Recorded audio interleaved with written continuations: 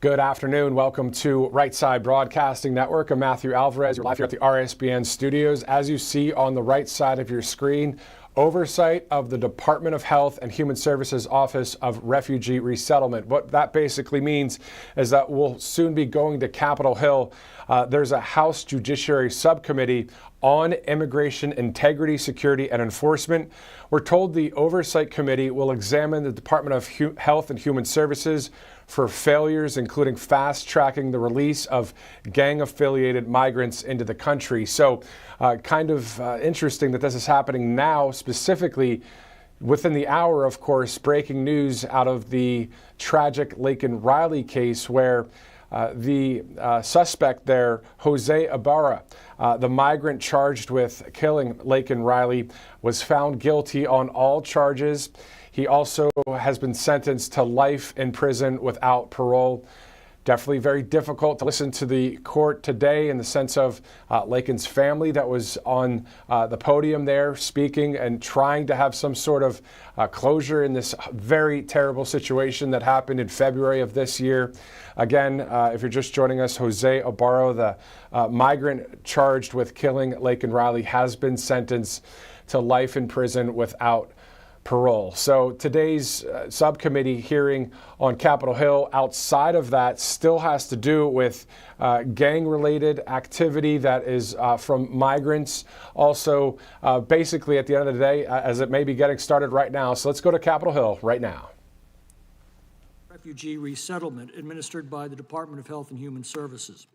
We welcome HHS Secretary Javier Becerra to answer questions that we have arising from his administration of this office. I think we'd all agree that if a child shows up lost and alone on your doorstep, you've got a moral obligation to find out where that child lives and return them safely home. The last thing any decent person would do is to take that child to a stranger's house and leave them there. Yet it appears this is exactly what this administration has been doing for the last 4 years. In just 4 years, this administration has deliberately allowed 7.6 million illegal aliens to enter the United States, releasing more than 5.7 million illegal aliens into the country, while more than 1.9 million known gotaways evaded apprehension, an illegal population larger than the state of Arizona, our 14th largest state. And among them have been an estimated 530,000 unaccompanied alien minors. That's about the entire population of the state of Wyoming. Instead of protecting these children until they could be returned safely home or until their rightful families could be located, HHS deliberately circumvented protocols designed to protect these children and abandoned them to poorly vetted sponsors in the United States. The House Judiciary Committee estimates that roughly 150,000 of these children have now disappeared. They've simply vanished into a dark underworld of sex and drug trafficking, forced labor, gang activity, and crime. Of course, many are not helpless children, but rather teenagers or adults posing as teenagers who themselves present a mortal threat to the public. Take the case of Walter Javier Martinez. He was transferred to the Office of Refugee Resettlement as an unaccompanied alien child, despite a previous arrest in El Salvador for illicit association with MS-13. One call to Salvadorian authorities would have confirmed this. Maryland authorities later noted that he had gang tattoos.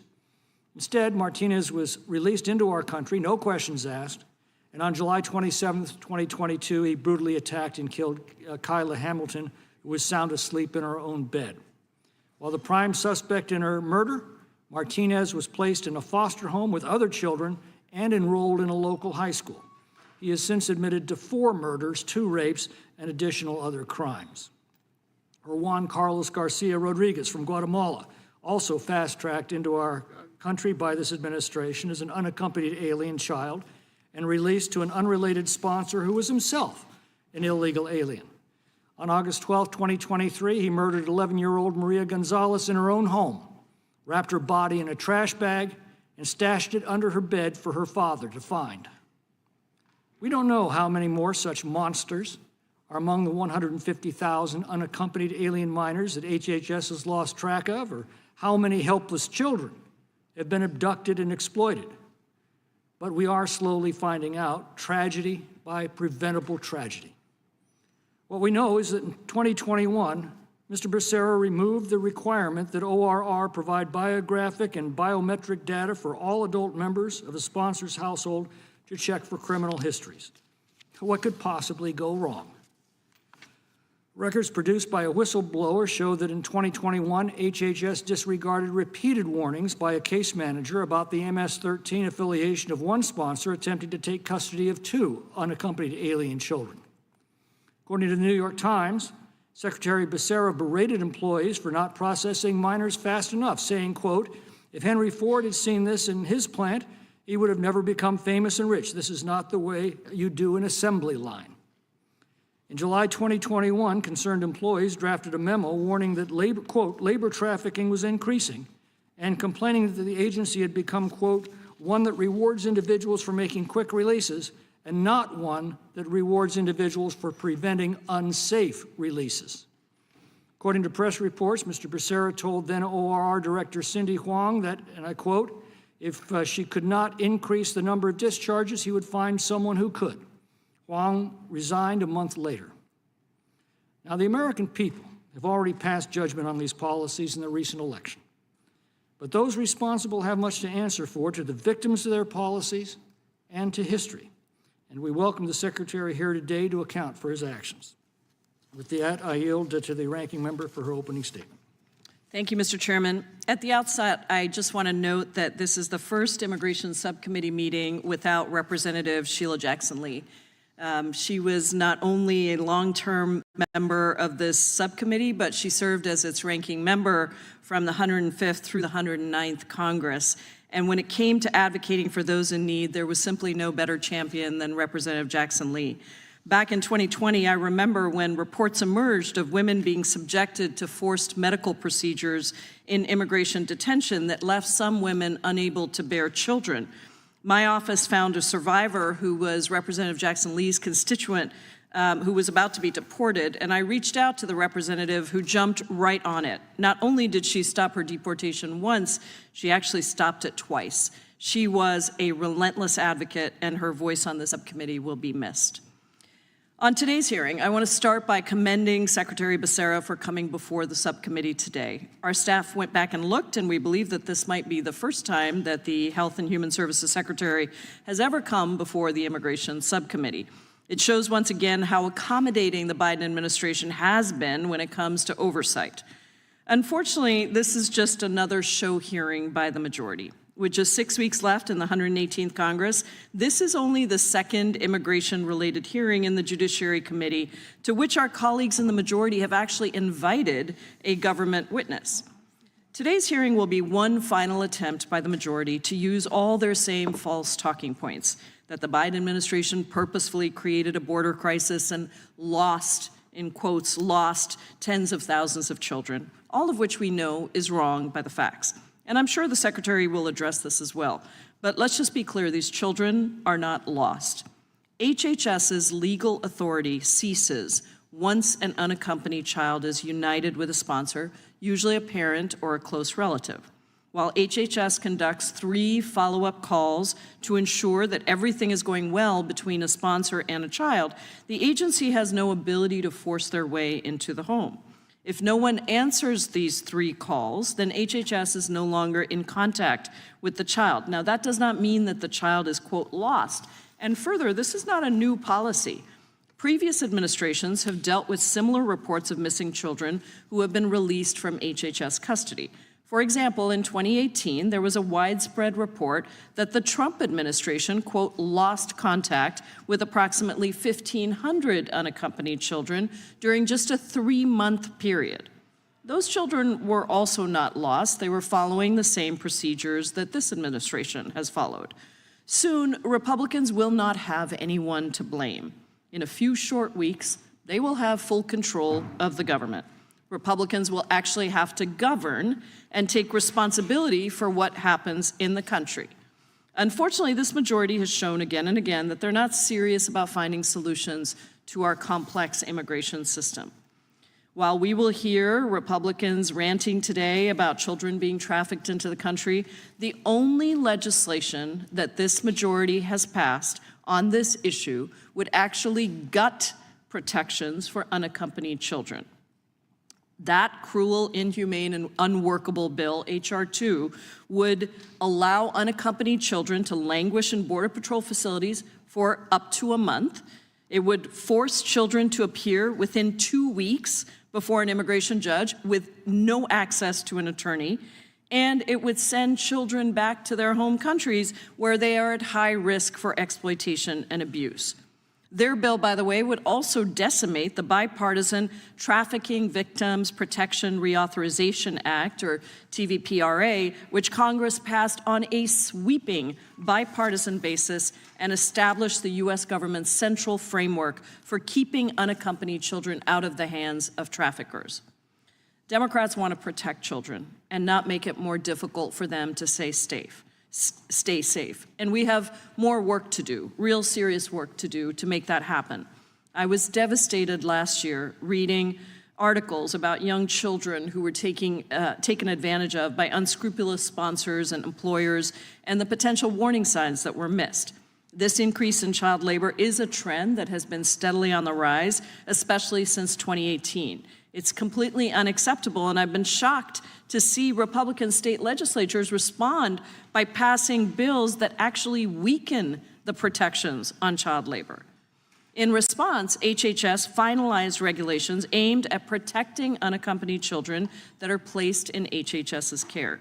The rule improves HHS's placement and release processes for unaccompanied children. It strengthens kids' privacy and legal rights, and it sets minimum standards for emergency and influx facilities designed to hold children when there is insufficient space in permanent facilities. The Departments of Labor and Health and Human Services have also put in place a variety of new efforts to combat exploitative child labor, including a new interagency task force to improve coordination and information sharing amongst agencies. At the same time, we know that the Office of Refugee Resettlement and the administration overall need to do more to ensure the safety of kids. And to do that, we in Congress have to provide sufficient funding to these agencies for that critical work. That includes funding to increase post-release services for children after they're placed with a sponsor, as well as appointment of counsel for all unaccompanied children to ensure that they understand the extremely complex immigration system. Improvements in both of these areas would help protect children from mistreatment, exploitation, and trafficking. And that funding, unfortunately, is something that the Republican majority has been unwilling to do.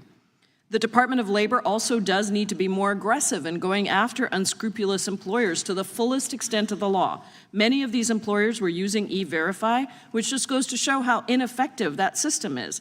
And they should be held accountable for hiring kids and subjecting them and all other workers to harsh conditions. I look forward to hearing from the Secretary today.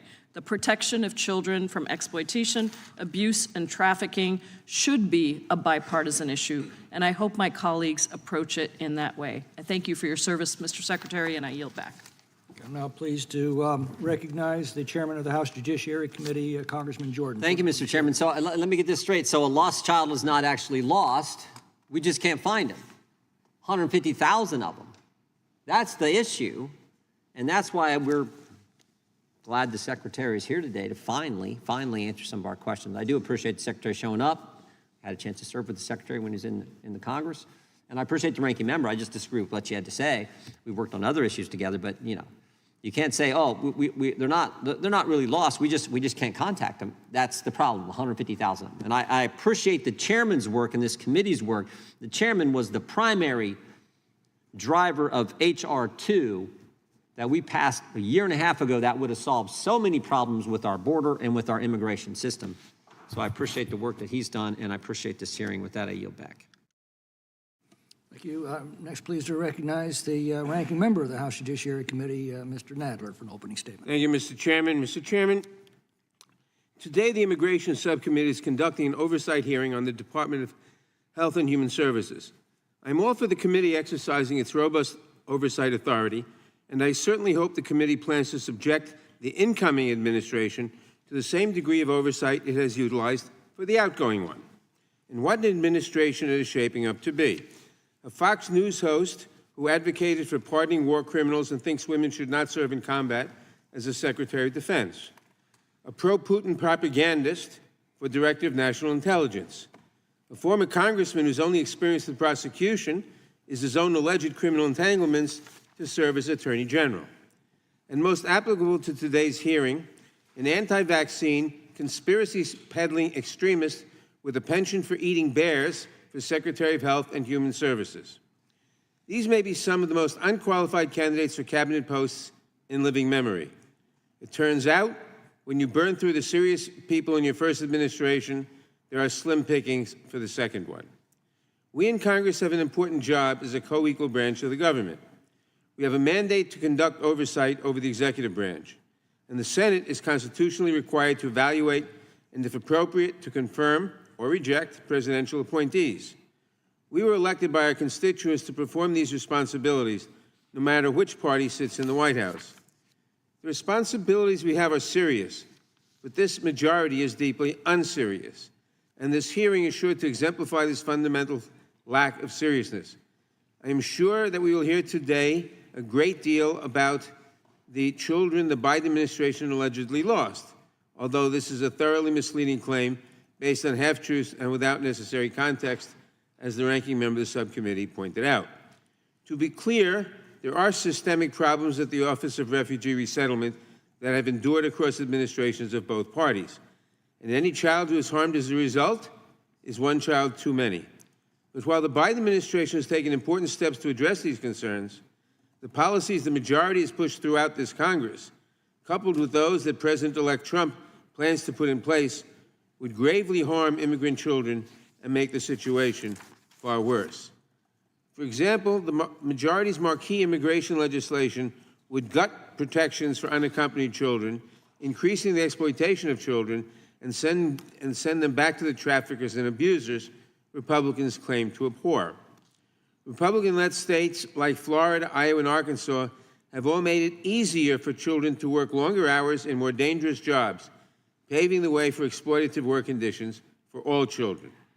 And President-elect Trump has promised to bring back some of his cruelest and most harmful policies, including family detention and remain in Mexico, and he has not even ruled out bringing back family separation. Does anyone truly believe that these are pro-child policies? The Republican majority has also failed to provide the Departments of Health and Human Services and Labor with the resources and authority they need to properly protect these children and to go after exploitative employers. Is there any reason to believe that they will do so under the next administration? And do we really believe that the person nominated to be the next HHS secretary, a man whose theories and views contributed to the preventable measles deaths of dozens of children in Samoa, would adequately protect children in this country? Do we believe a government beholden to Elon Musk and his promise to cut trillions of dollars from the federal budget is going to adequately fund programs designed to ensure children are properly cared for?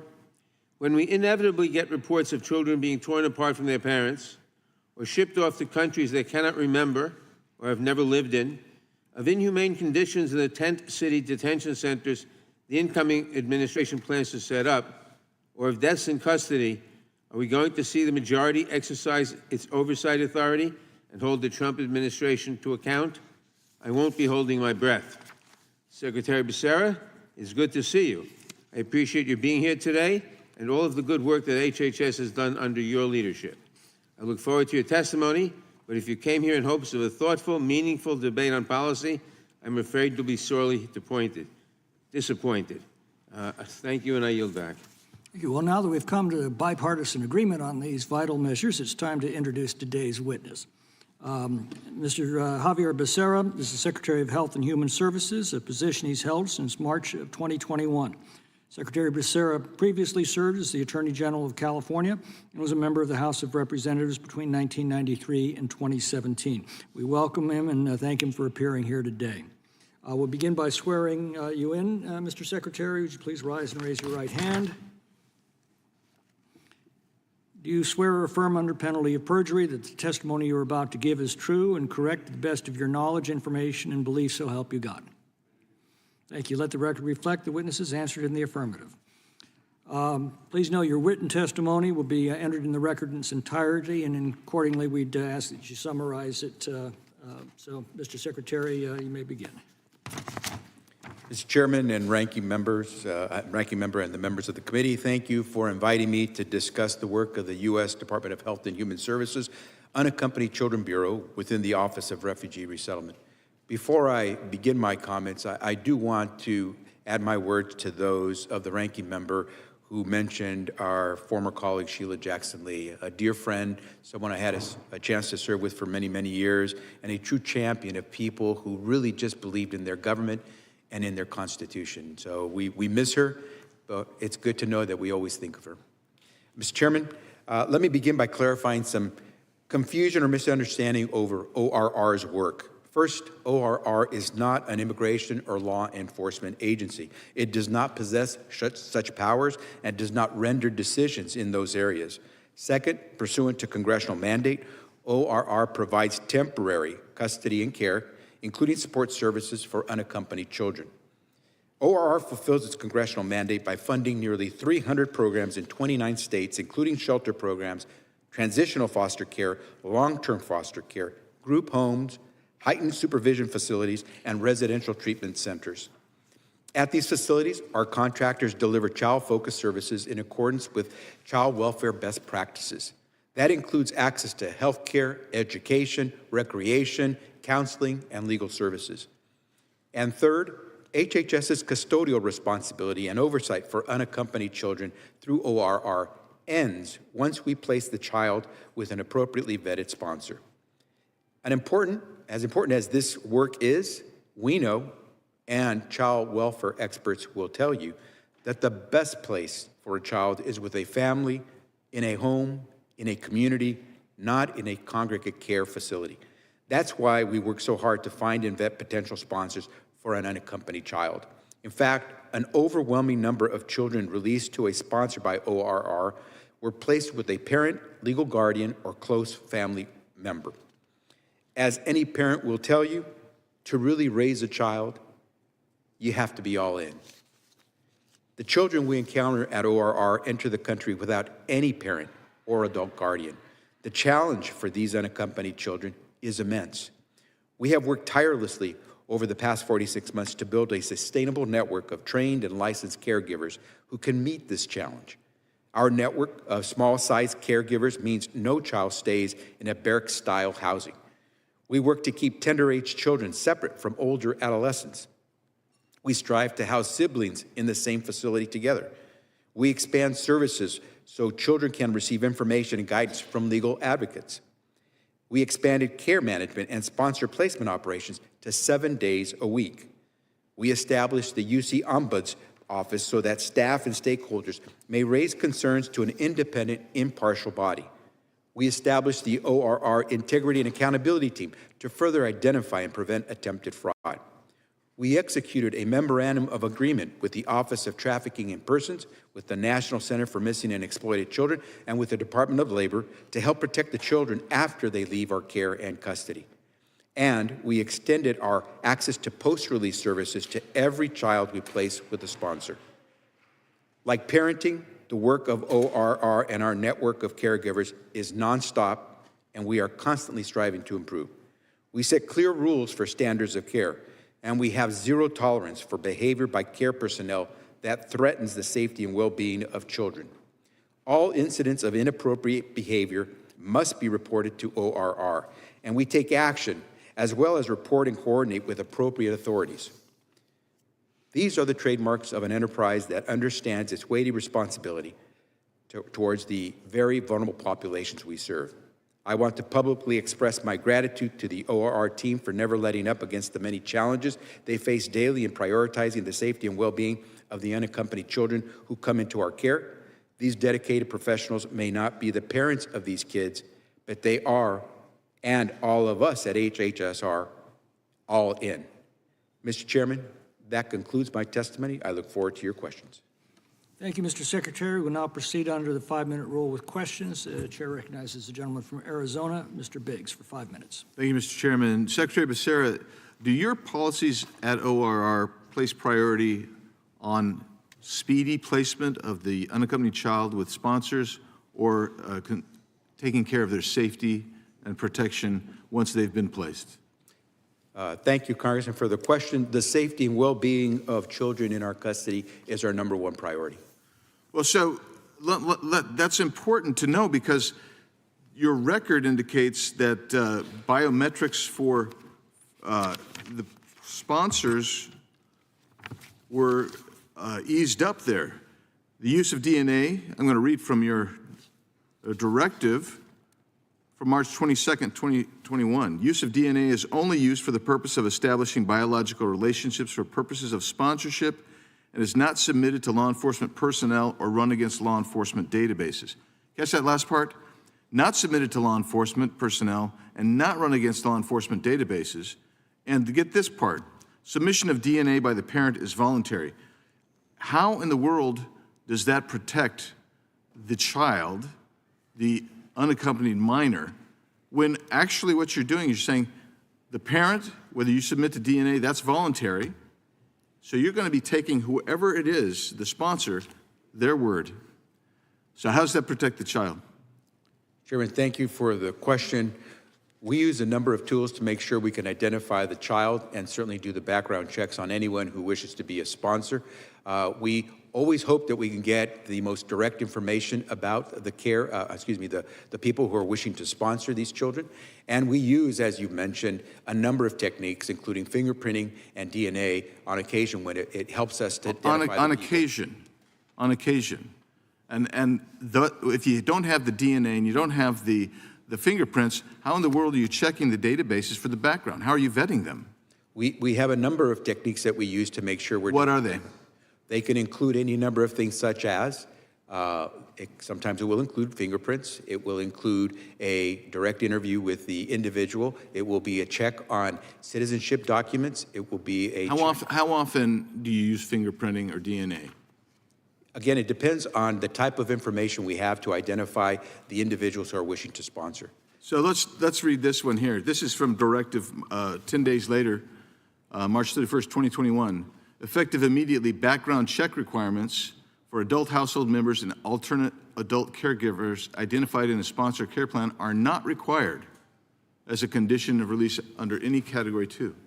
So it's not required all the time, right?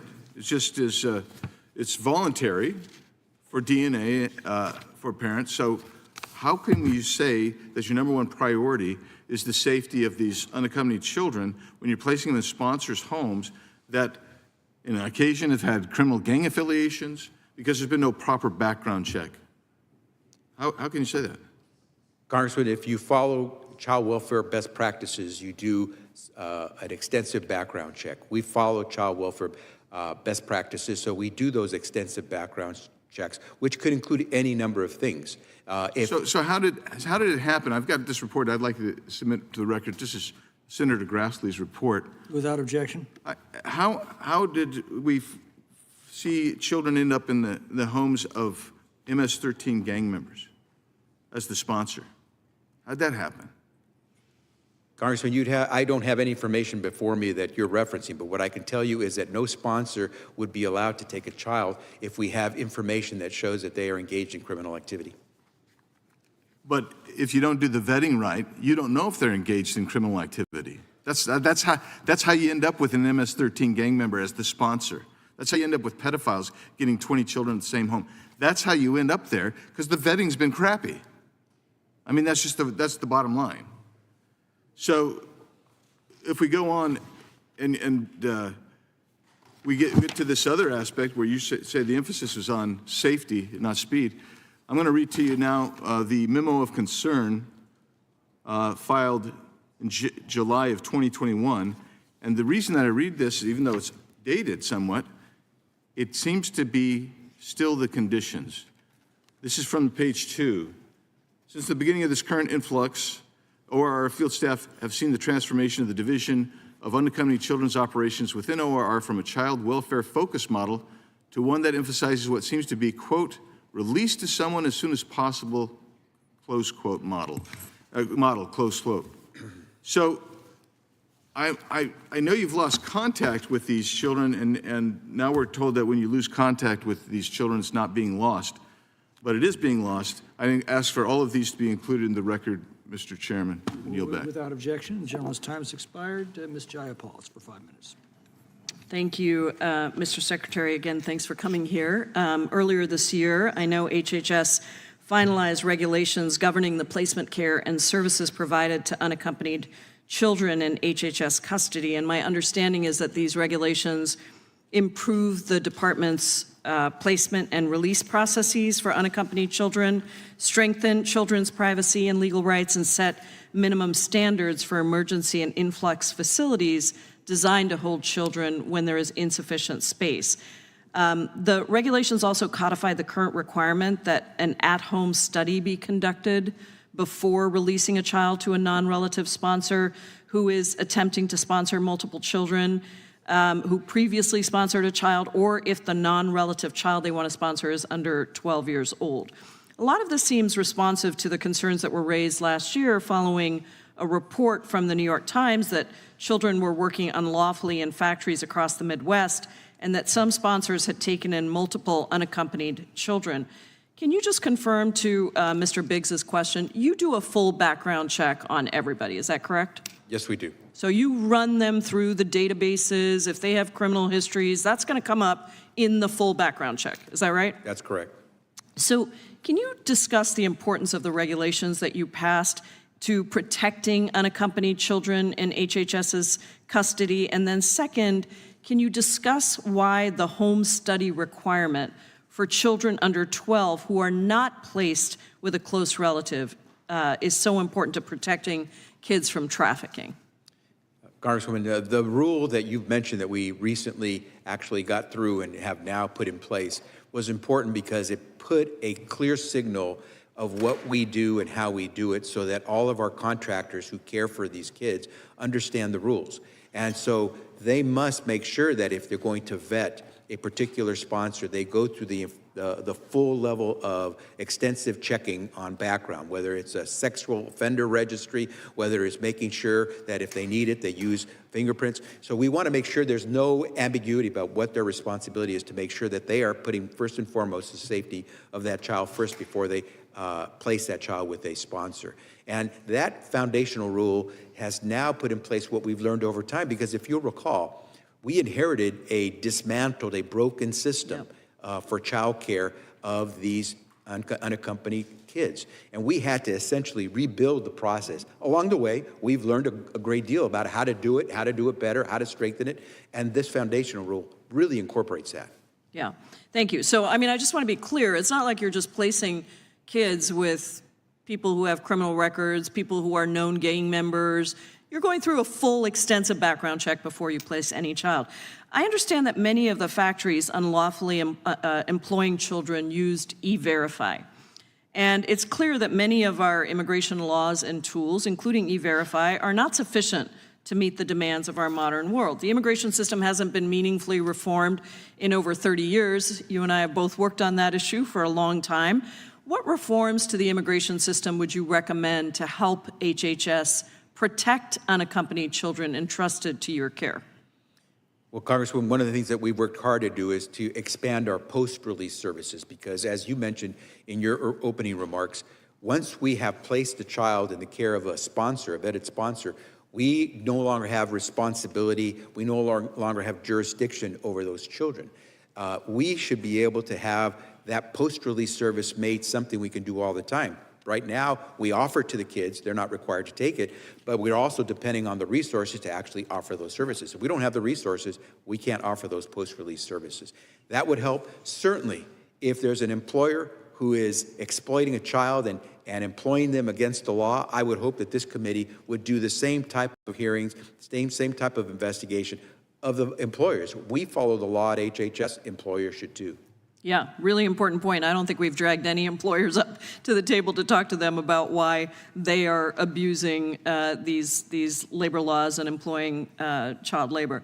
I want to discuss appointed counsel because I think this is really important. It's outrageous to me that kids, including toddlers, are forced to literally show up in court facing a prosecutor and they've got no representation. I think a lot of Americans just may not know that.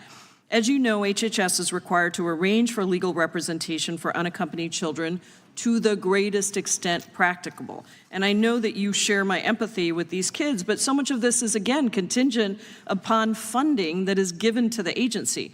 So given how complicated the immigration system is, just can you briefly discuss, my time is out, but the importance of providing counsel to unaccompanied children?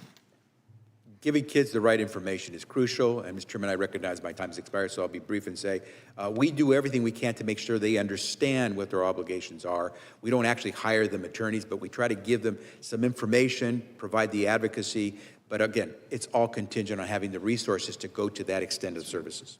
Thank you, Mr. Secretary. Mr. Yield Biggs back. for a unanimous consent request. Thank you, Mr. Chairman. I think the rule that that the witness might have referred to is Title 45. I'd like to submit it for the record, where it makes public records checks and FBI national crime checks optional for the sponsors and adults living in the home. Without objection, Mr. Tiffany is recognized for 5 minutes. Thank you, Mr. Chairman. The ranking member ripped on the Trump appointees in his opening remarks, which we largely expected. But I just asked the Secretary of the Department of Health and Human Services, do you have a medical degree? I do not. You do not have a medical degree. Are you familiar with the Florida grand jury presentment that they did about a year and a half ago in 2023 in regards to unaccompanied alien children? I'm somewhat familiar with it. I was briefed on it on many occasions. Are you familiar that in that report, it revealed that children were pimped out by their aunt, which it turns out the aunt wasn't even related to the child, the so-called aunt? Are you familiar with that story that was in there? There are a number of incidents that are reported in that Florida report. Some of them I can probably recall better than others. Some of them I would challenge and dispute, but that one I don't remember. And do you remember the teenage girl that was in a house with unknown men with no private bedroom for her? Are you familiar with the sponsors that utilize a strip club in Jacksonville as an address for where a child should be settled? Congressman, as I said, I don't have the information on that Florida grand jury report in front of me. I certainly can go back and take a look at it and try to get back to you. Are you familiar that the case managers are only performing home studies, or the case managers are only doing case studies or home studies in 4.5% of placements in Florida?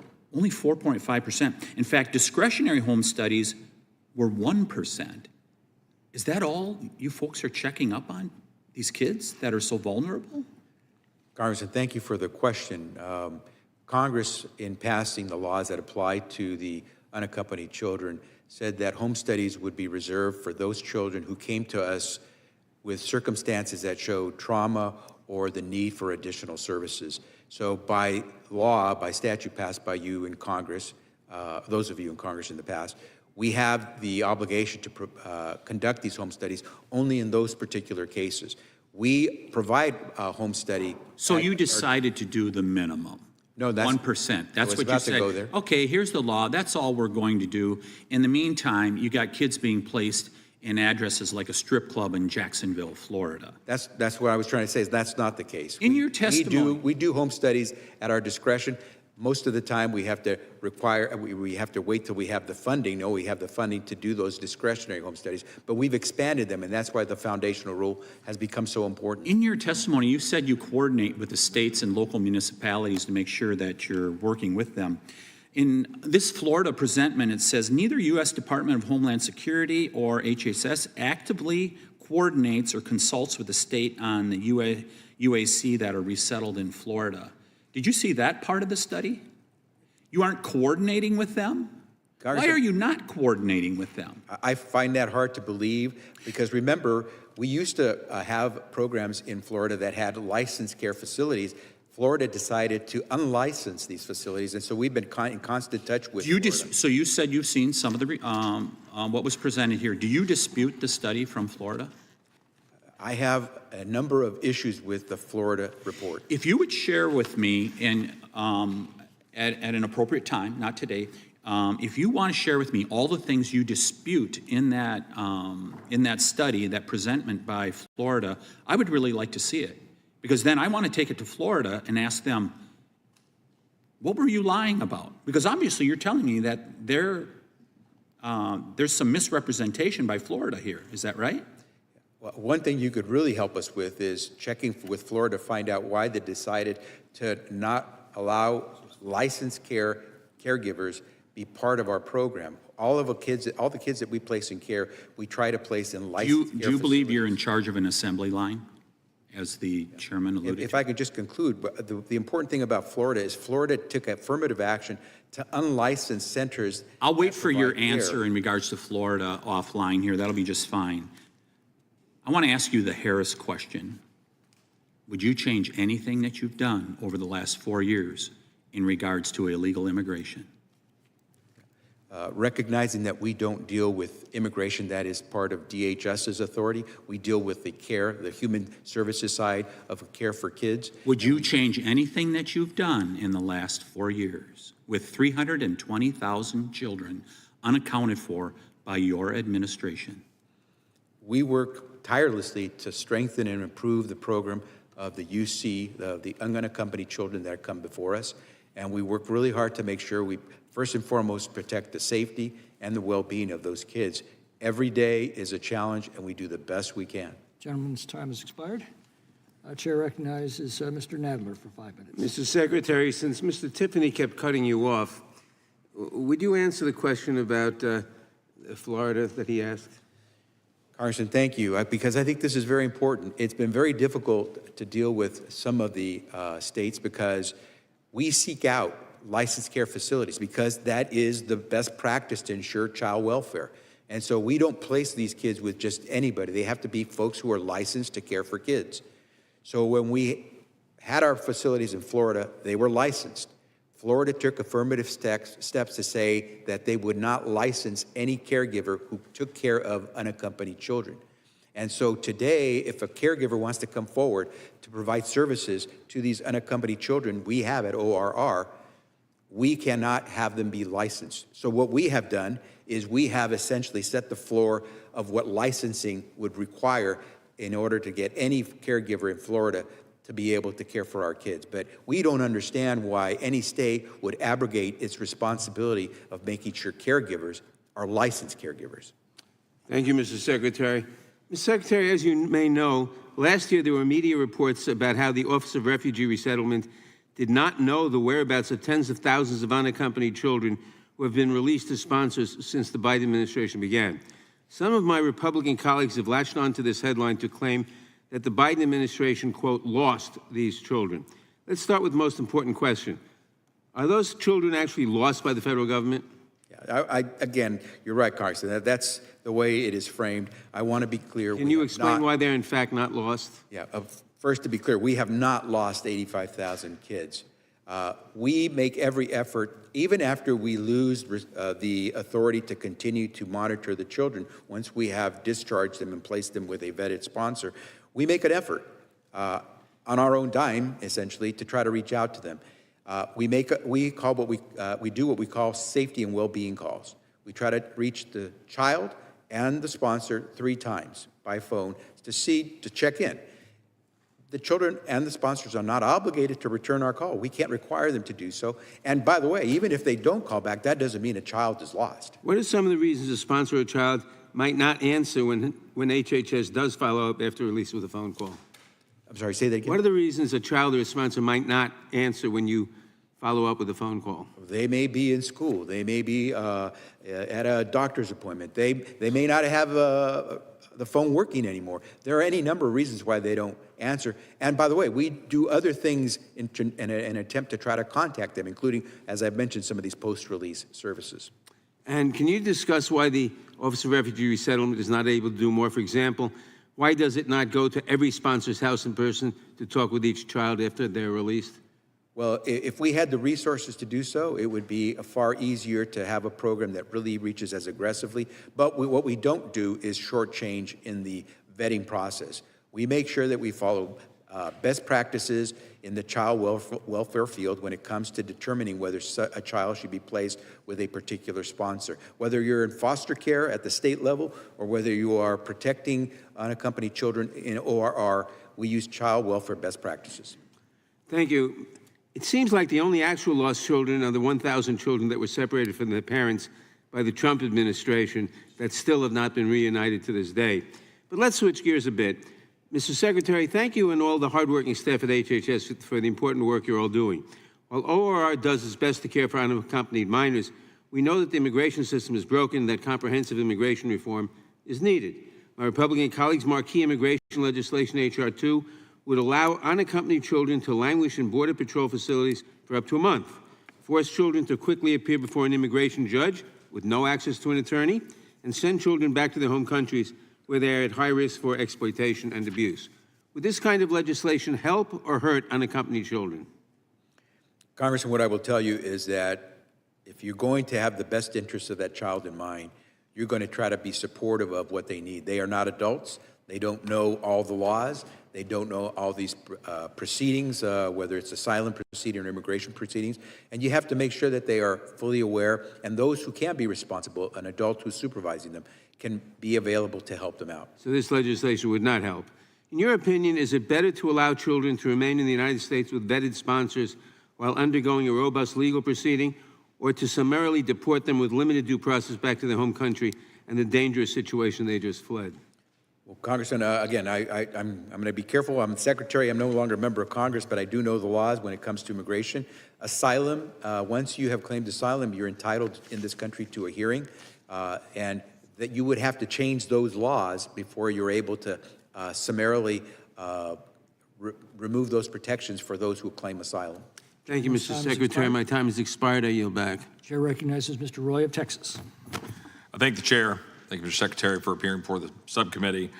You mentioned the state of Florida in the context of, I think you characterized it as not being willing to work with HHS. On March 29th, 2023, a Florida grand jury released a report detailing the impact of the UAC influx at the southern border.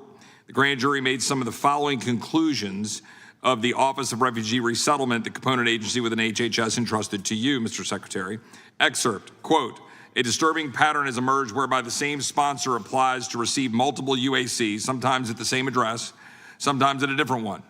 Some individual sponsors apply to receive more than one child at more than one address simultaneously. One address in Texas had 44 children sent to it. Another had 25. One sponsor in Bonita Springs, Florida, had multiple children sent to multiple addresses, and he applied using different versions of his hyphenated surname. One address in Austin, Texas, a town which I represent, had more than 100 UAC released to a single family dwelling.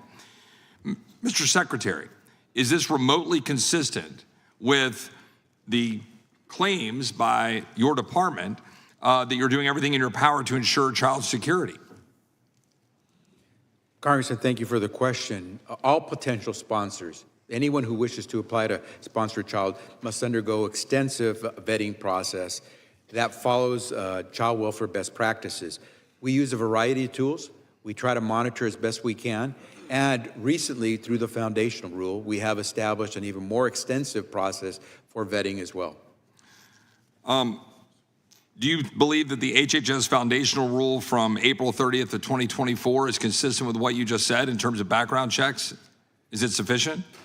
The foundational rule is what we've built to try to give us a better way to not only care for kids, but also make sure. Does it require full public records background checks? I'm sorry? Does it require full public records background checks and FBI national criminal history checks? As I said, we follow child welfare best practices when it comes to. Yes or no, though? Do you do the full criminal history checks for the potential sponsors of these children? Well, yes, we follow best practices. Right. The answer is no. It's a yes, we follow child welfare best practices. Yeah, that's not my question. My question is, do you do background checks, the full criminal records, public background checks for the FBI national criminal history? We certainly check for criminal records. We check for sex offender in the sex offender registry. We do, again, the different things that the foundation. But the rule I'm talking about says you do not. I'm sorry? The rule that we're talking about that was released on April 30th, 2024 says you do not. We do not what? That you do not carry out FBI national criminal history checks for all potential sponsors. We do background checks on every individual. Right, but that's a slippery description. What I'm saying is this rule is pretty clear in what it's saying, that you do not provide the kind of background checks, which, by the way, has created the problems. Let me move on because in the interest of time. Are you familiar with Maria Gonzalez, an 11-year-old girl who lived in Pasadena, Texas? In August 2023, Ms. Gonzalez was allegedly raped and murdered by Juan Carlos Garcia Rodriguez, a Guatemalan national who appealed at the southern border as a UAC in January of 2023 and was 17 years old. A month later, HHS released Garcia Rodriguez to a sponsor with a criminal history and who previously had 2 other UACs in his care, failed to enroll them in school as required by HHS. How about the situation with respect to another individual, Kayla Hamilton? Are you familiar with Walter Javier Martinez? Martinez was a 17-year-old from El Salvador who appeared at the border as a UAC in March of 2022. Months later, in July 22, he raped and murdered Kayla Hamilton, a 20-year-old woman in Maryland. After Martinez's release from the border and before Mrs. Hamilton's tragic death, HHS released him to a sponsor in May of 2022. Despite Martinez having gang tattoos and an arrest record for illicit association with MS-13. Mr. Secretary, how can you credibly claim that HHS is working to protect these children? And by the way, children we're talking about in the order of magnitude of 400 and something thousand children, which you are dismissing that they are lost. Let me ask you a very specific question, Mr. Secretary. Can you account for the whereabouts of those 400 and something thousand children? The 320,000 that were put in the report by the Inspector General, the 85,000 that we've talked about before in 2023. Do you know where all of these children are and that they are safe? Yes or no? Congressman, as I explained the process, we get these kids when they are referred to us by the Department of Homeland Security. We then provide them with care while they are in our custody. We lose custody of those kids once we find a vetted sponsor with whom they can stay. A vetted sponsor that rapes and murders the people that they're entrusted to? Because you issue a rule that doesn't even do the background check? That's what you think is appropriate care for these children? I yield back, Mr. Chairman. We do background checks. Gentleman's time has expired. The chair recognizes Mr. Correa of California. Thank you, Mr. Chairman. First of all, I want to welcome you, Secretary Becerra, to this committee, and wanted to remind you that you are under oath today, sir. You a father? 3 daughters. Care for them deeply. I think it's safe to say all of us here care for the welfare of all children, irrespective that they're our blood, they're children, God's children. We take care of them, correct, sir? Even if they aren't your blood children, you try to take care of them. As a member of the Homeland Security Committee, I've had the opportunity to tour the border, both north and south or border, gone into Tijuana, those areas where a lot of refugees, asylum seekers are actually held, waiting their turn to possibly come to the U.S. I also had the opportunity to tour a safe house holding children that had been rescued from the sex trade south of the border.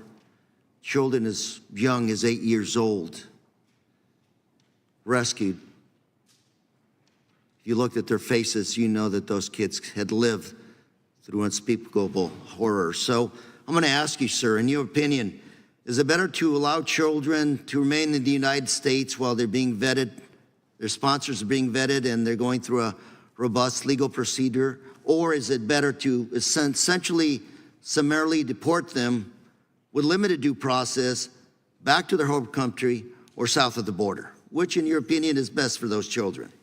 Again, Congressman, respecting that, I don't have immigration law within my jurisdiction. What I will tell you is that we've had decades of research on how best to care for kids, especially those who've undergone trauma. What you want to do is provide them with stability. You want to provide them with the care that they need. You want to make sure that they have a safe place to be. You want to make sure that they are well-fed, they're not ill-equipped. That's what we do. It's a tough job, and we do that for a lot of these kids who've gone through hardship and trauma. If you take them out of that setting, who knows where they will end up, what will happen to them.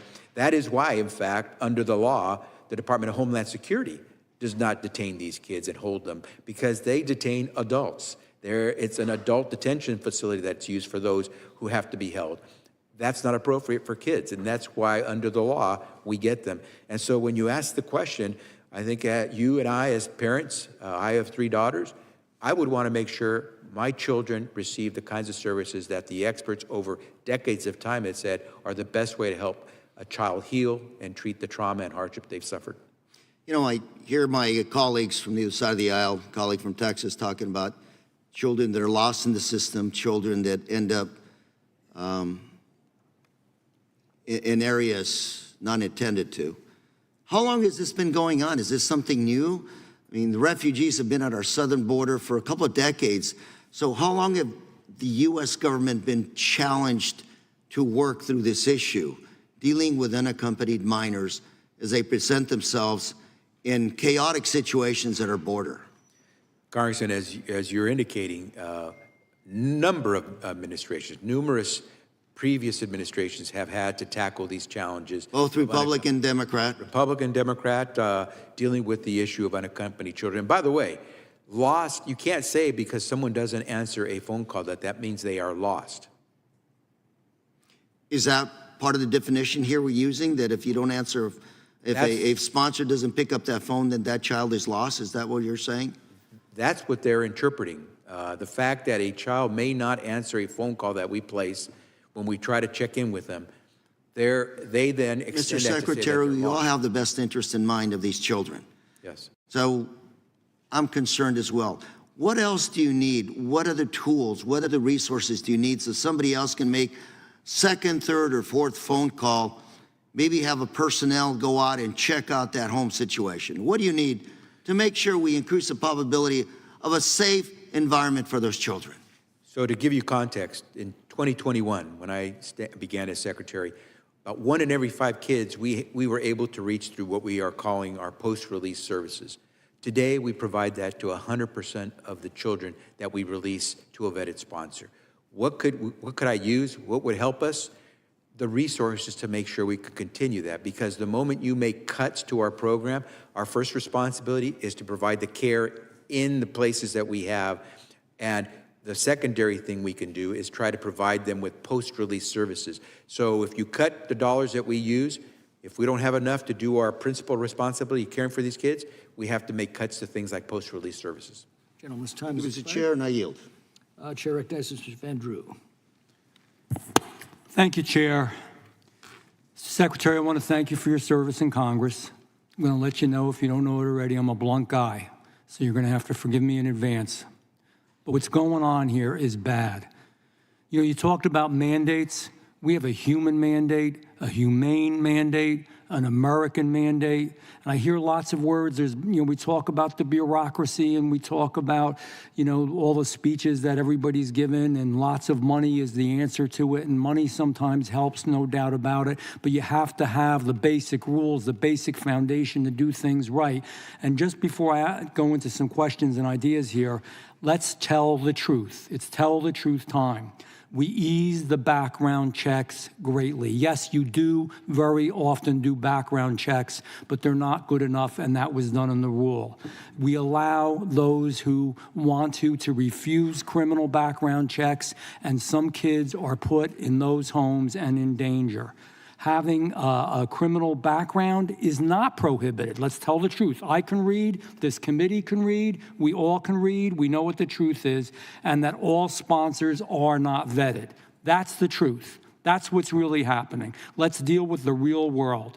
And you've played an integral role in establishing the Unaccompanied Children program foundational rule. The details of the rule, to me, are so abhorrent that it's no wonder some of the worst individuals have been able to exploit it and slip into our country. It's no wonder that hundreds of thousands of unaccompanied alien children have gone missing under this watch. The details of the rule, in my opinion, are insane. We're dealing with kids. We're dealing with children. The rule allows sponsors to refuse background checks. As I said, let me say it again. A sponsor can refuse a background check, and they still can be eligible for taking on a vulnerable child. There's no state adoption agency anywhere in this country, in any state in this country, that would allow this for any foster parent, for any adoptive parent, for any American citizen who wanted to adopt. Why are we not holding sponsors of unaccompanied children to at least the same standard that we hold them? The rule also fails to disqualify individuals with criminal records or child welfare violations from serving as sponsors. How wrong is that? Again, we wouldn't allow an adopted American citizen to do that to an adopted child. Why do we let them? But it gets worse. The rule also actively prevents the sharing of critical immigration-related information with enforcement. You said certain things aren't your job. That's what enforcement is there for. There should be a communication. There should be a dialogue back and forth, especially when sponsors are under investigation for human trafficking or smuggling. You want to know that from the feds. It's evil. It's wrong. I don't know how we justify it. The rule works to undermine age verification processes, and you can read it in the rule. I'm not making it up, which it enables adults posing as children to exploit the system and gain easier access into the United States of America. And even if there is evidence of criminal backgrounds, the rule is designated to create barriers to placing the UACs in secure facilities. This committee has seen the tragic real-world examples of it. Some of it was mentioned by my colleagues. Kayla Hamilton, 20-year-old young woman. She was brutally raped. She was brutally beaten. She was murdered by someone with ties to MS-13 who pretended to be a minor, and nobody stopped it. If we had done our job and put the safety of Americans and the safety of kids over processing illegals quickly, she would still be alive today. And I associate myself with some of the remarks that Congressman Correa said. They're kids. We all love our kids. I know you love your kids. Think about that. This woman's dead. We're not going to bring her back, ever. There's no speech, no bureaucratic action that's going to bring her back. I've seen a lot of stuff, man. I've been in the state Senate, the state assembly, county commission, mayor, a congressman now for 6 years. Man, I haven't seen too many rules that are worse than this rule because it deals with kids and it hurts children. It's bad for everyone involved.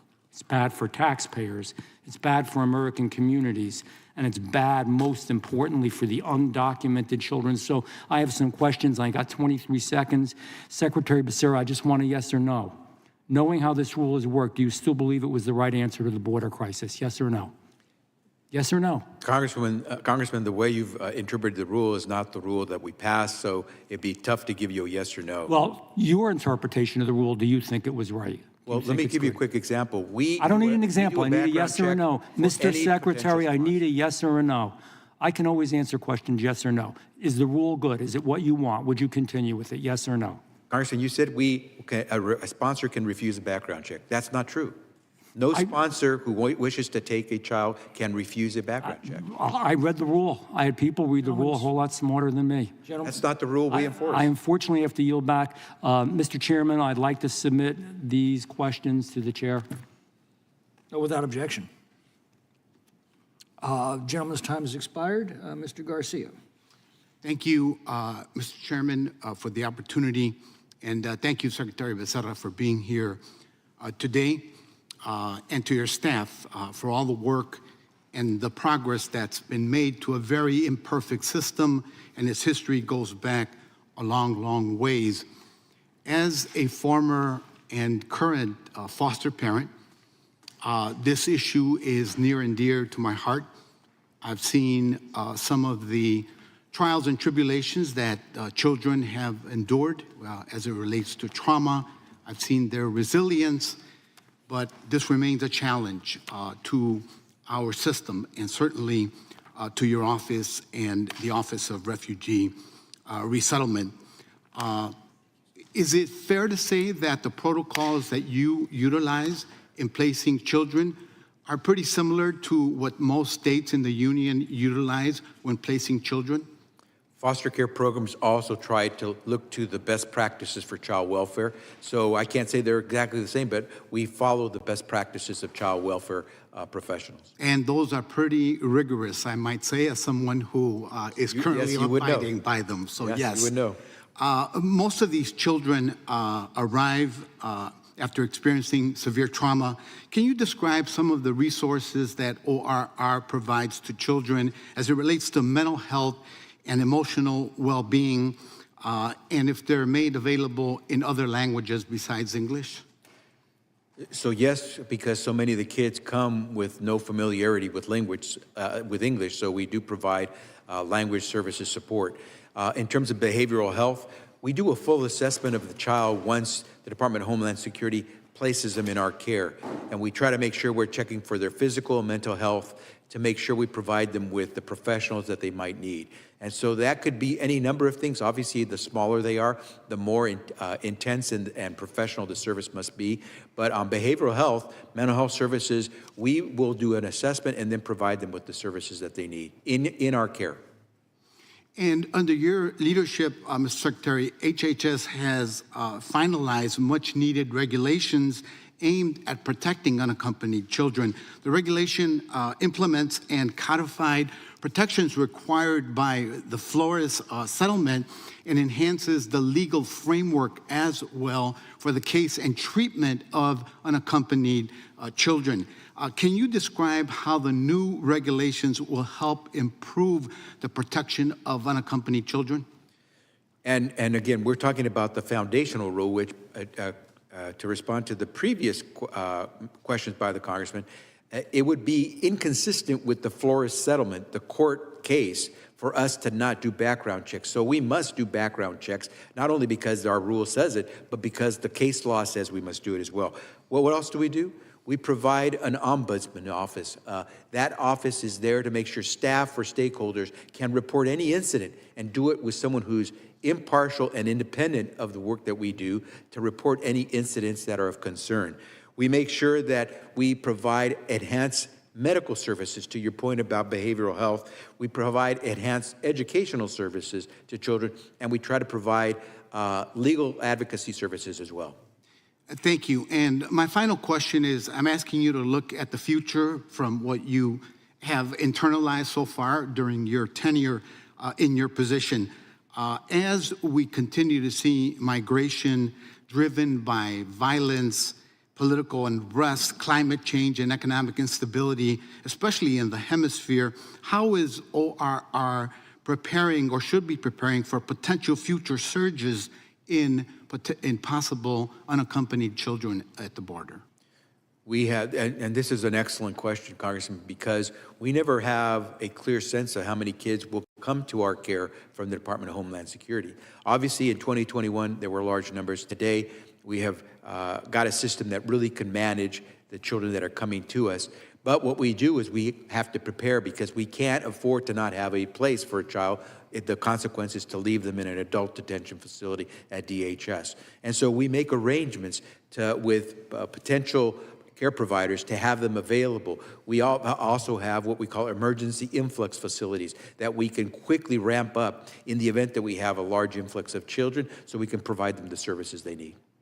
Very well. Thank you very much. My time's almost expired. Mr. Chairman, I yield back. Gentleman yields back. Chair recognizes Mr. Moore. Hey, thank you, Mr. Chairman. Mr. Secretary, welcome.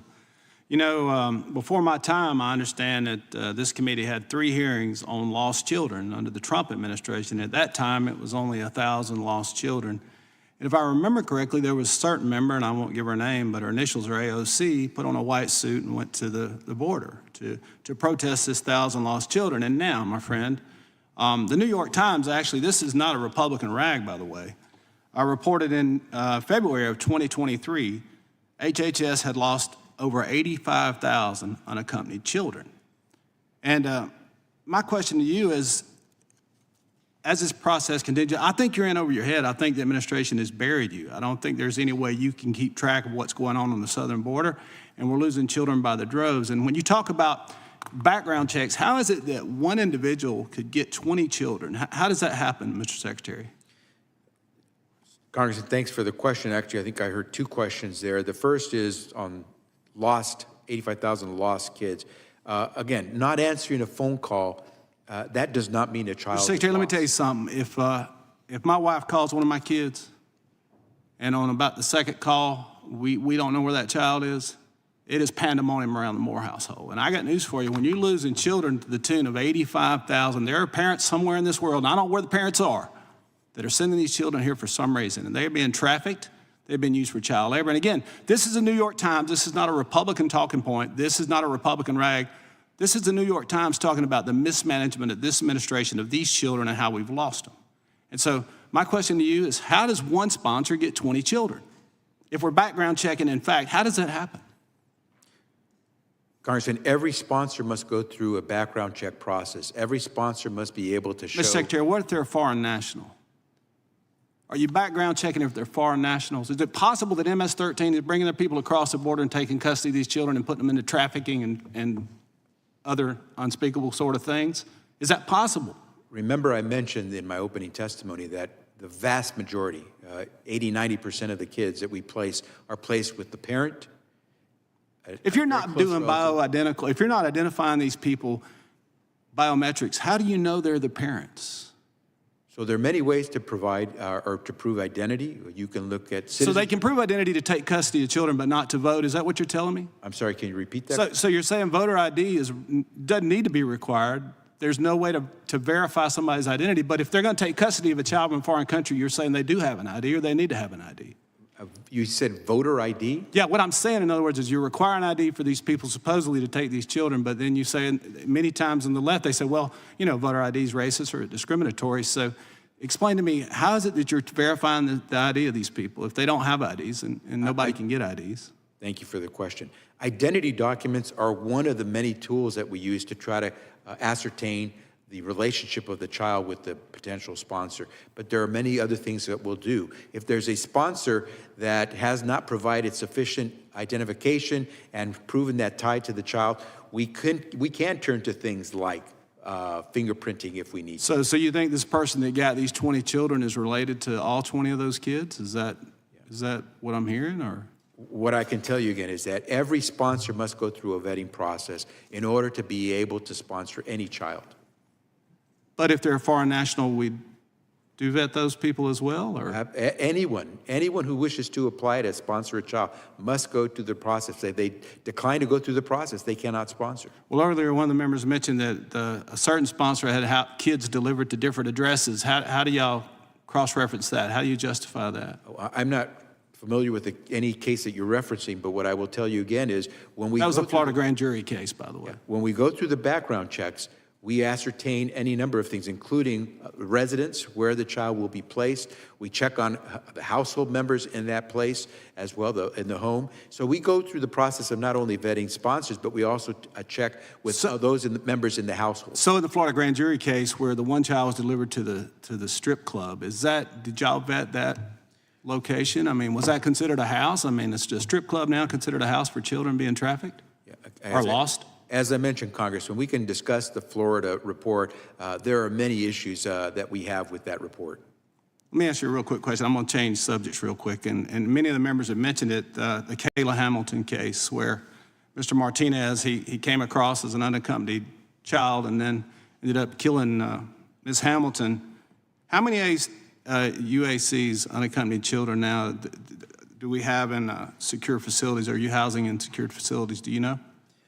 We use secure facilities if we don't believe that we can manage the children or keep the children that they would be around safe, or perhaps even for the safety of the individual.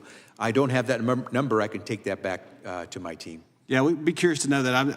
I'm kind of trying to figure out how in the world I had this situation in one of my areas where a young lady was raped by a 31-year-old that identified as an unaccompanied child, and he came to this country and then drug a 14-year-old girl into a restroom and raped her, and yet he was identified as a child. And I don't know how you understand, like a 31-year-old, how do y'all identify that as a child? Is there any test on age when the kids come here? Do you get any documentation on birth certificates, anything like that?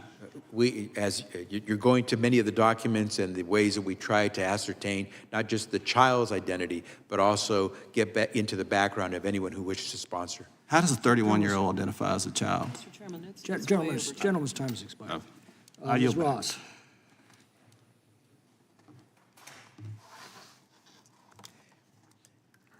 Thank you, Secretary Becerra, and I apologize for my tardiness. I understand that some of the questions that I was going to ask you about unaccompanied minors have been covered. So I'm going to just find out what you think the status of temporary protected status individuals are. And given the conflicts that are going on around the world, and the people who are seeking asylum in so many different ways.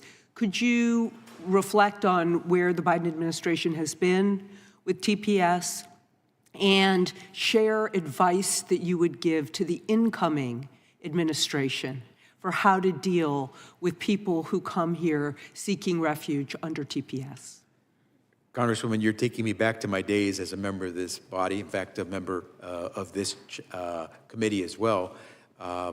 As Secretary, we do not have jurisdiction over issues like temporary protected status. That falls under the jurisdiction of Department of Homeland Security. But what I will tell you is this: the TPS process is one that has helped many individuals who are afraid that if they return, they would return to violence, persecution. And the temporary protected status system has been in place under many administrations, Republican and Democratic. It is a way that we have been able to protect families, individuals and families, from the harms they could face if they were to be sent back home. Okay. And my next question to you is, you've had this job. It's been a tough job because you inherited just a complete mess, particularly for unaccompanied minors and for family separation, and you've made some progress. If you could give advice to the next administration for maybe the top 3 things that they should do to build on the progress that you've made. We know nothing's perfect, but what should they do if they really wanted to make a difference in this area? First and foremost, Congresswoman, safety and well-being. That has to be always the first priority when it comes to unaccompanied children, is safety and well-being, recognizing that some of these kids are in our care after going through some truly traumatic experiences, some severe hardship. And our job is to try to help care for them, but our principal job is to place them in a better setting than the congregate care facilities that we have, because you want to help them, help cure them from those devastating experiences that they have. And the best place to do that is in a home, in a community, in a place where they can be with people who care for them. And while we care for them, again, congregate settings, we do the best job we can. And so I would say, on top of always putting safety and well-being at the top of your list, secondly, making sure you have the resources so that not only the care you give while they're with you is good, but that you can help provide the services that help make the transition to a new sponsor, one that will work for the child. Okay, and then finally, what was the most inspirational thing you got to do serving as secretary? Oh my gosh, we're talking beyond the unaccompanied children program? Yes, because your term's coming to an end, and so it's always nice to reflect on something positive. Yeah, in all my notes, I didn't prepare for that question, Congresswoman, but what I will tell you is that watching as more Americans today have access to health care because they have their own health insurance than ever before, record number, more than 300 million Americans today have their own health insurance coverage. That's never happened in the history of our country. President Biden made that possible. We have more people today. Virtual country has been vaccinated against COVID, and so we've been able to function. We don't have to wear a mask everywhere we go. We don't have to distance. We don't have to watch our loved ones die in isolation because we can't be with them. Having gone through a pandemic that none of us had experienced before was something that was a tremendous challenge, and watching how we tried to make sure America got healthy so our economy got healthy was critical. I would simply say it's giving us a chance to do what we're supposed to do, is improve the health of the American people. Well, as a legislator from North Carolina, I want to thank you for your assistance with Medicaid expansion. Absolutely. Because that's the most important thing that happened in our state during your tenure. Thank you, Mr. Chairman, and I yield back. Gentlelady yields back. On behalf of Mr. Briggs, the chair would request unanimous consent to place into the record a copy of the appropriations language of funding ORR at $6.4 billion for fiscal year 2024. Chair recognizes Mr. Rulli for 5 minutes. Mr. Chairman, I yield my time back to the chair. Oh, well, thank you.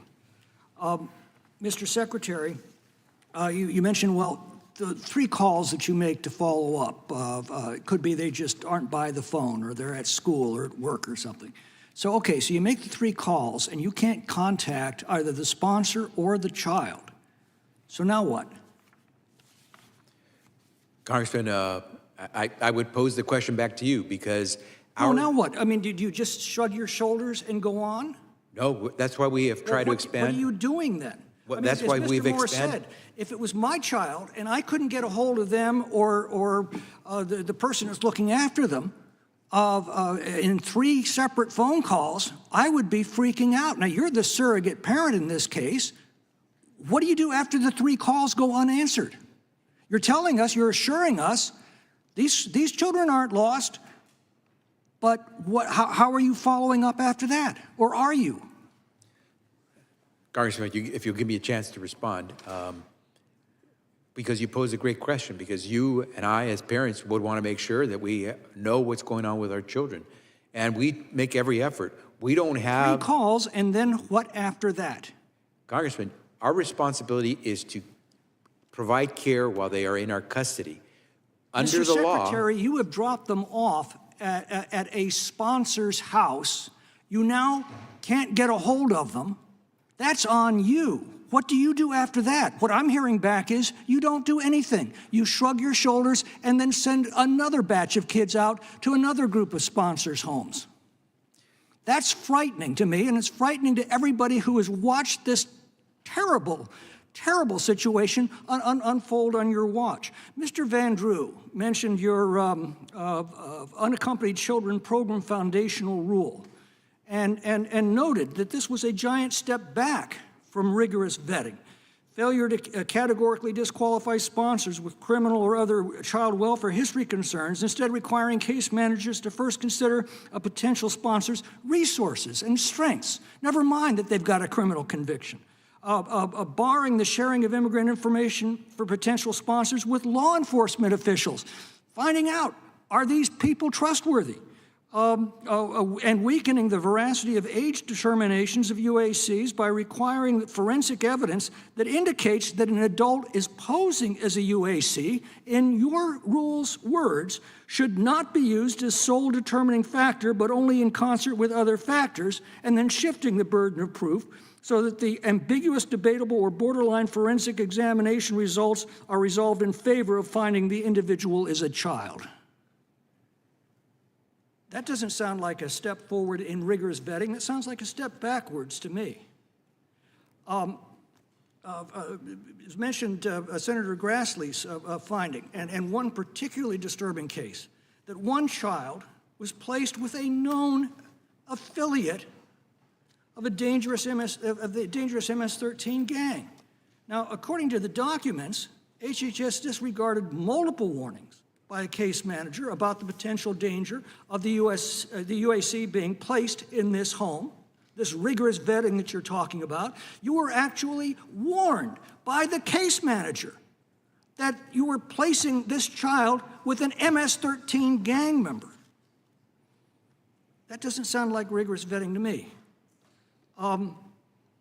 Since January 20th of 2021, when this administration took office, can you tell me the total number of unaccompanied children that HHS has placed with known or suspected gang members? Was that a question to me? Yes. And please repeat the question. I thought you were making a comment. The question is, how many children have been placed with known MS-13 gang members? We know of one. What do you know? Congressman, obviously, when we go through the extensive vetting process, we would make sure that what we try to do is place them with someone who will keep them safe. Obviously, someone who is involved in gang activity would not be someone we would consider And yet you did so anyway after you were warned by the case manager. You've placed, what, 440 UACs with sponsors? 440,000? During your tenure? We have placed a large number. I don't know if that's the precise number, but a large number. Well, and again, you assure us that the department undertakes rigorous background reviews of all of these sponsors. So can you tell me how many sponsors have been rejected for failing to pass background checks? Well, certainly no sponsor who where we flag certain activity, whether it's criminal records, where we flag. Well, how many have you flagged? I certainly can try to get back to you with some information on that. I can take that back to my team. I don't have a number with me as we speak. Do you know how many you've disqualified because of previous murder convictions? I don't have those kinds of numbers. How about child abuse convictions? Certainly none of those individuals, when they go through the vetting process. What about will be able to trafficking and go child through. pornography? The ranking member reminds me that Mr. Ruley's time has expired. The chair now recognizes Mr. Hunt of Texas. Thank you, Mr. Chairman. The Biden-Harris Refugee Resettlement Program is not your grandfather's refugee program, and I'm going to tell you why. You grew up thinking that refugees meant the most vulnerable people in the world, but not so much under the Biden-Harris administration. The left could never leave anything alone, and not even the U.S. Refugee Resettlement Program. Biden has reimagined U.S. refugees. You might have missed this, but the Biden-Harris administration in January 2023 created a program called the Welcome Corps. Under the Welcome Corps program, U.S. permanent residents, non-citizens, can recommend and sponsor non-citizens to be U.S. refugees. Yes, you heard that correctly. Non-citizens can sponsor non-citizens to become refugees in my America. Let's make an analogy that the liberal elites will understand. Imagine you are a member of a country club. You pay dues and you enjoy all the benefits that come with being a member of that club. Then one day, you invite a guest to visit the country club, and then the guest invites another non-member to visit the club. And before you know it, the membership is irrelevant. Another member may then ask, how are you inviting people to the club? Are you a member? And the guest will say, no, but I'm a lawful permanent resident. The whole purpose of reimagining the U.S. refugee program is to demean and devalue what it means to become a U.S. citizen. Citizenship matters, borders matter. Having borders is a difference between having a country run by President Trump or by a Haitian warlord barbecue. I am sure that some of you are familiar with the recent Spirit Airlines flight that landed in Haiti and was immediately met with gunfire. And as I said, borders are important. In 2020, under President Trump, close to 12,000 refugees were admitted into the United States. But just this past year, under the Biden administration, the number of admitted refugees has ballooned to over 100,000 people, the highest number in 3 decades. Let me tell you about another Biden-Harris initiative for non-citizens. The Biden-Harris administration has the initiative for refugees called the New Americans Partnership, which is an initiative that fosters collaboration between housing agencies and refugee resettlement agencies to support the housing needs of said new Americans. New Americans? What about the Americans that are already here? Americans are dreamers too. Americans are refugees too. They're refugees of Democrat-run cities. Now, I am sure there are Americans living in Inglewood who would love to move to Beverly Hills. I'm sure there are Americans living in Harlem that would love to move to the Upper East Side. I am sure there are Americans living in the South Side of Chicago who would love to move to Lake Forest. Take a look at the last census. Americans are fleeing Democrat-run states for the haven of Republican states. Why is that? Under the Biden-Harris administration, Americans are left behind while the needs of new Americans are pushed to the front of the line of tax-paying Americans. There's a reason why President Trump won every swing state this year and the first Republican to win the popular vote in 20 years. Americans are sick and tired of being treated like second-class citizens in our own country. President Trump created opportunity zones for Black Americans. President Biden and Democrat mayors created opportunity zones for illegal immigrants. For the left, it's the new Americans first and Americans last. I've said this before, it's not the Great Replacement theory. This is the definition of the Great Replacement fact. The left wants to allow millions of people into this country, whether that be legally or illegally, so that United States citizenship means essentially nothing.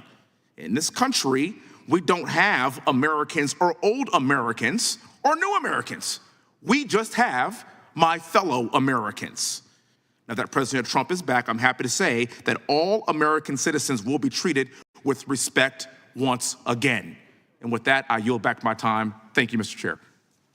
The gentleman yields back. The chair now claims his own 5 minutes to sum up the concerns I have with all of this checking that you keep assuring us is so rigorous. Your ORR director, Dunn Marcos, told the committee that HHS routinely contacts foreign consulates or embassies in order to verify UAC's documents. Is that correct? We work with the consulate offices, Mr. Chairman, to try to... You verify the information of these children with the consulate. When you're doing that, do you ever ask for the child's criminal history? Again, we're talking about adolescents here, and sometimes adults pretending to be pretending to be adolescents.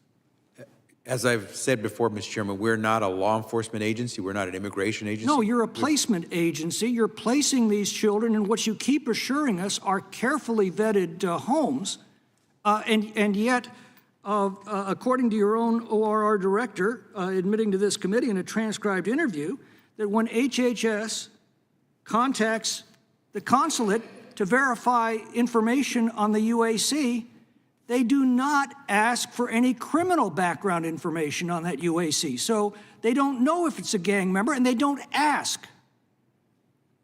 Why would she tell us this? Congressman, we go through a vetting process to ensure that we can know who the child is, and then for the placement. Of course, that's what she testified. But then she also testified that you specifically do not inquire into the criminal background of these individuals who are 17 years old and sometimes older and pretending to be 17, with gang tattoos, with gang affiliations, and you don't, while you've got them on the phone and you are verifying information on that UAC, you don't bother to ask, oh, by the way, is this an MS-13 gang member? Does this individual have a criminal history? And then you place them in foster homes, you release them into our communities, and there are some cases, tragic cases, where they go on to murder innocent Americans like Kayla Hamilton. Mr. Tiffany asked you, is there anything you do differently looking back on these past 4 years? Is there anything you do differently in the Kayla Hamilton case?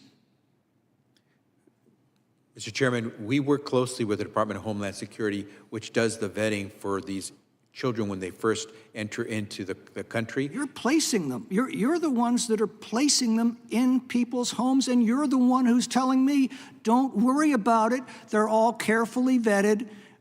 They're all secure. Don't worry that we can't reach them by phone after we've placed them in these homes. It might be they just weren't paying attention to the phone. Do you understand how this do you understand how this affects the lives of a population that you've placed that's approaching the size of the state of Wyoming?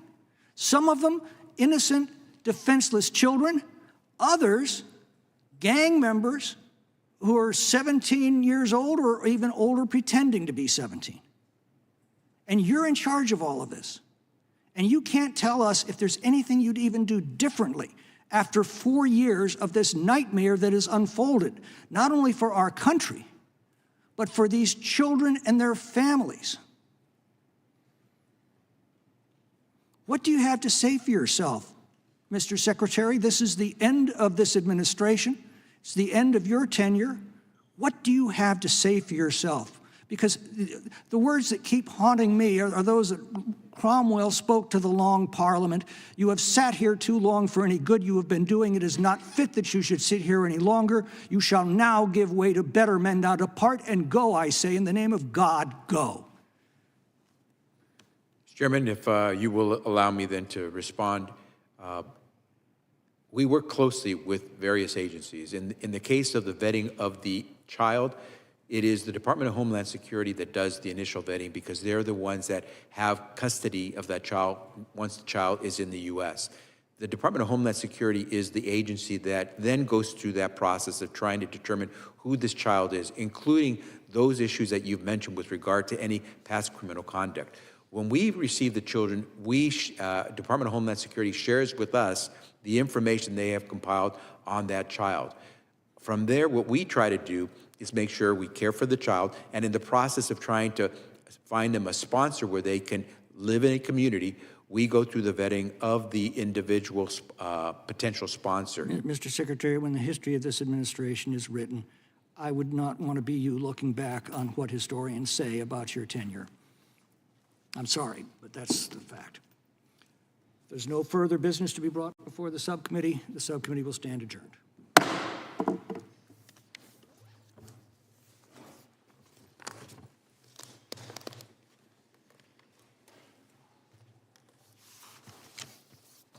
Hey y'all, it's Silk from the Diamond and Silk Chit Chat live show. Look, don't forget to check me out right here on RSBN Network. Be sure to watch the show on Right Side Broadcasting Network, and I want you to support Right Side Broadcasting Network. Yes, it's imperative that you do so, okay? I look to see y'all soon.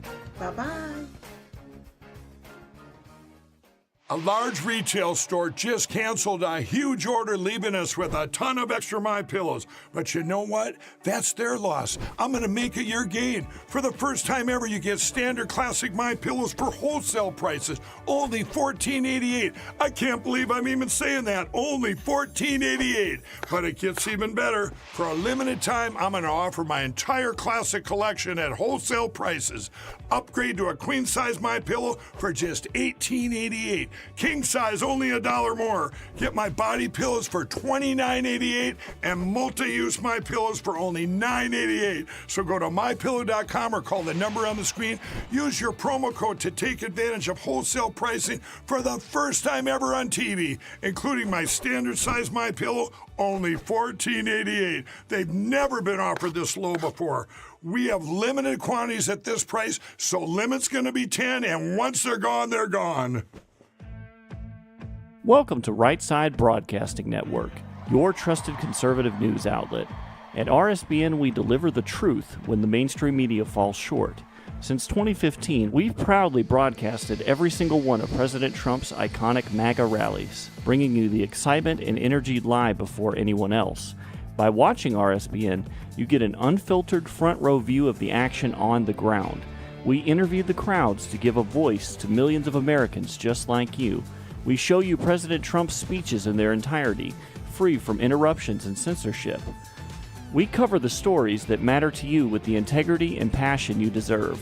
Thank you for choosing RSBN as your home for America First News. Together, we stand strong, united, and informed. So join us and be part of the right side of history.